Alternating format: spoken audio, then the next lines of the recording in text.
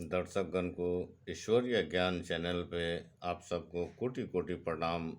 ओम नमः शिवाय। आज हम शिव महापुराण कथा पुण्य ईश्वर देवी देवताओं के कथा प्रारंभ करने जा रहे हैं। दर्शकगण ध्यानपूर्वक सुनेंगे, जिसका शीर्षक नाम है श्री हरि को सृष्टि की रक्षा का भार एवं भोग एवं मोक्ष दान का अधिकार देकर भगवान शिव का अंतर्ध्यान होना।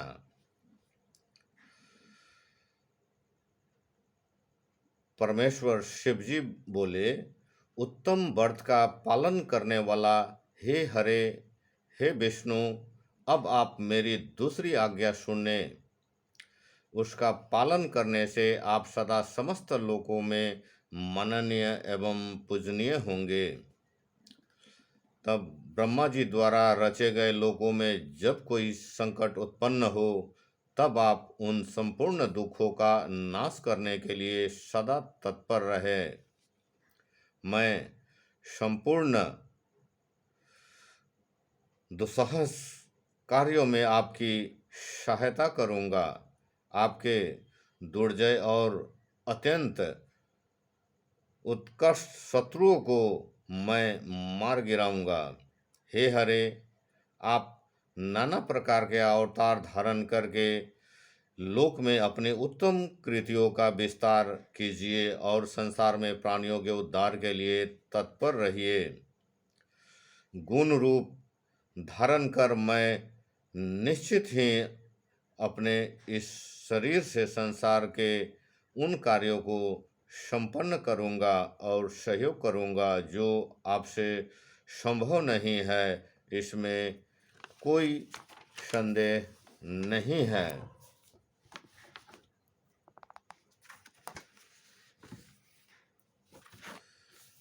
अतः आप रुद्र के धय हैं और रुद्र आपके धयाय है। आप दोनों में और आप तथा रूप में कुछ भी अंतर नहीं है। हे महाविष्णु, लीला से भेद होने पर भी वस्तु आपको एक ही तत्व, यह सत्य है, इसमें कोई संशय नहीं है। जो मनुष्य रुद्र का भक्त होकर अपनी निंदा करने का उसका सारा पुण्य तत्काल ही भस्म हो जाते हैं। और हे पुरुषोत्तम विष्णु, आपसे द्वेष करने का कारण मेरा आज्ञा से उसकी नरक में गिरना पड़ेगा, यह सत्य है, इसमें कोई संशय नहीं है। आप इस लोक में मनुष्य के लिए विशिष्ट भोग और मोक्ष प्रदान करने वाले और भक्तों के अधय तथा पूज्य होकर प्राणियों को निग्रह और अनुग्रह कीजिए, ऐसे कहकर भगवान शिव ने मेरा हाथ पकड़ लिया और विष्णु को सौंपकर उन्हें कहा, आप संकट के समय सदा उनकी सहायता करते रहे। सबके अध्यक्ष होकर आप सभी को भक्ति और मुक्ति प्रदान करें तथा सर्वदा समस्त कामनाओं के साधक एवं सर्वश्रेष्ठ बनाए रहे। हे हरे, हे, यह मेरी आज्ञा है कि आप सबके प्राण स्वरूप होइए और संकट काल आने पर निश्चित ही मेरे शरीर रूप उस रुद्र का भजन कीजिए। जो आपकी शरण में आया है वह निश्चित ही मेरी शरण में आए हैं। जो मुझ में और आप में अंतर समझता है वो अवश्य ही नरक में गिरता है। अब आप तीनों देवताओं के आयु बल को विशेष रूप से सुनिए। ब्रह्मा, विष्णु और शिव की एकता में किस प्रकार संदेह नहीं करनी चाहिए। 1000 चतुर्थ युग को ब्रह्मा का एक दिन कहा जाता है और उतनी ही उनकी रात्रि होती है। इस प्रकार क्रम से वह ब्रह्मा के एक दिन और एक रात्रि का परिणाम है। इस प्रकार से 30 दिनों का इस मास और 12 मासों का एक वर्ष होता है। 100 वर्ष के परिणामों को ब्रह्मा की आयु कहा गया है।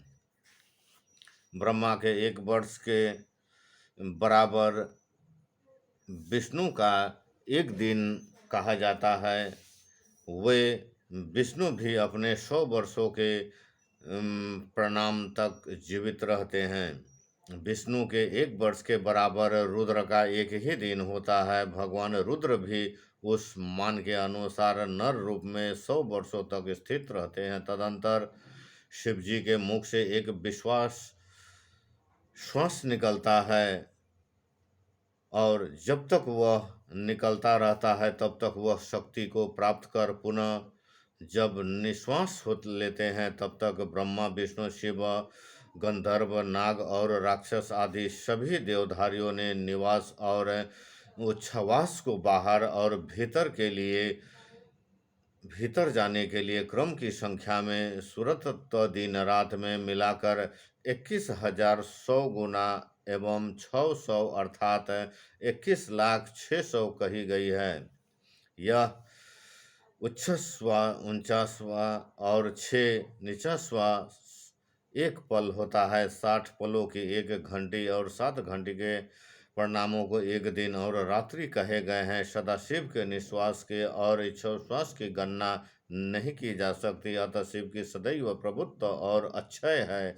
मेरी आज्ञा से तुम्हें अपने विविध गुणों के द्वारा सृष्टि के इस प्रकार होने वाले कार्यों की रक्षा करनी चाहिए। ब्रह्मा जी बोले, हे देवेश्वर भगवान शिव का यह वचन सुनकर सबको बस में करने वाले भगवान विष्णु मेरे साथ विश्वनाथ को प्रणाम करके मंद स्वर में उसने कहने लगे। विष्णु जी बोले, हे शंकर, हे करुणा सिंधु, हे जगतपते, मेरा इस बात को सुनिए। मैं आपकी आज्ञा के अधीन रहकर यह सब कुछ करूँगा। आप ही मेरे सदा ध्येय होंगे, इसमें अन्यथा नहीं है। मैंने पूर्व काल में भी आपसे समस्त सामर्थ्य प्राप्त किया था। हे स्वामी, क्षण मात्र भी आपका श्रेष्ठ ध्यान मेरा चित्त में कभी दूर न हो। हे स्वामी, मेरा जो भक्त आपके निंदा करे उसे पाप निश्चित ही नरकवास प्रदान करे। हे नाथ, जो आपका भक्त है वह मुझे अत्यंत ही प्रिय है। जो ऐसा जानता है उसके लिए मोक्ष दुर्लभ नहीं है। आज अपने निश्चय ही मेरे महिमा का बड़ा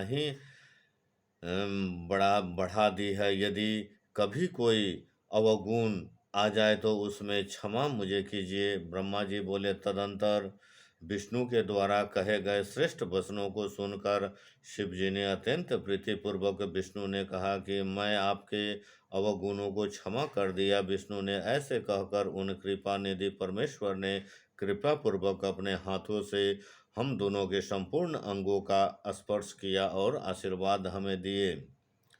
सर्व दुख खहारिणी सदाशिव ने नाना प्रकार के धर्मों का उपदेश देकर हम दोनों के हित की इच्छा से अनेक प्रकार के वर प्रदान किए। इसके बाद भक्त बंसल भगवान शंभु कृपा पूर्वक हमारी ओर देखकर हम दोनों के देखते ही देखने शीघ्र ही अंतर्ध्यान हो गए।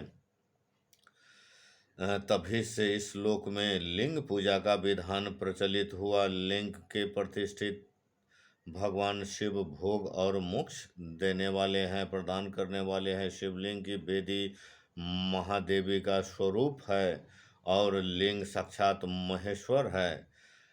लय कारक होने के कारण ही इसे लिंग कहा गया है। इसमें संपूर्ण जगत स्थित रहता है।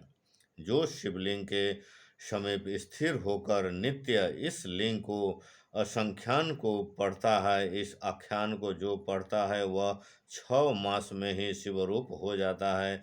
इसमें कोई संदेह नहीं करना चाहिए। हे महामुनि, जो शिवलिंग के समीप कोई भी कार्य करता है उसके पुण्य फल का वर्णन करने में मैं भी असमर्थ हूँ, ऐसे हमारे ईश्वर का कहना है। जय शिव शंकर भगवान की जय। माता पार्वती जगत जननी मैया की जय।